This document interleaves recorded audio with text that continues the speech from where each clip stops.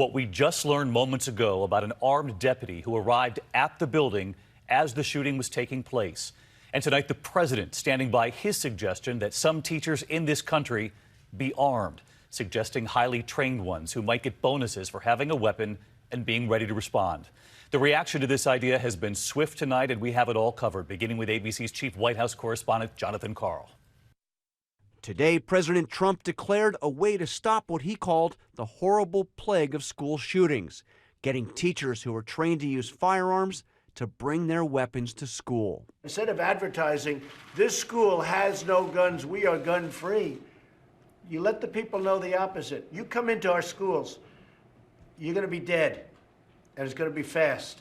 This comes less than 24 hours after the president heard from families affected by some of the deadliest school shootings, including Andrew Pollock. His 18-year-old daughter, Meadow, was one of the 17 killed at the Stoneman Douglas High School last week.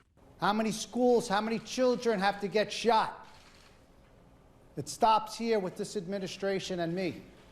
I'm not gonna sleep until it's fixed. And I'm pissed, because my daughter I'm not gonna see again. She's not here. She's not here. And then a plea from Sam ZEIF, who lost his best friend. I turned 18 the day after. Woke up to the news that my best friend was gone. And I don't understand why I could still go in a store and buy a weapon of war. President Trump surveyed the group on the idea of arming teachers.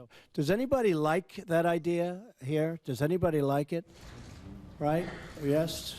For Meadow, your beautiful Meadow. We talked about that. And do people feel strongly against it? Anybody? Anybody? Strongly against it? All right. I mean, look, we can understand both sides of it. And certainly it's controversial, but we'll study that along with many other ideas. This morning, the president seemed somewhat conflicted, first tweeting, "I never said give teachers guns," then clarifying that he meant teachers with military or special training experience, only the best. By this afternoon, he was portraying the idea as the solution to ending mass shootings once and for all. I think a concealed permit for having teachers and letting people know that there are people in the building with guns, you won't have, in my opinion, you won't have these shootings, because these people are cowards. He even suggested giving bonuses to teachers willing to bring concealed weapons to school. They have to go to training, I would say every 6 months or every year. They have to have a fairly, really a rigorous course in what they're doing. And they should be paid extra money. Those teachers should be paid extra money. So they get a bonus, and they'd love getting that bonus too. And it would be much less expensive than the guards. It wouldn't look bad. If you have guards, it looks like you have an armed camp. That would look terrible. The president said he's talking about 20% of all teachers. That's roughly 700,000 people. How is that practical? How is that wise to have 700,000 more firearms? I think when you have a horrific situation like you had last week and some other school shootings that we've seen, these horrible tragedies, what we think and don't think is practical can change. The NRA has already come out firmly against another idea floated by the president, raising the legal age to buy rifles. They're allowed to buy them at 18. So how does that make sense?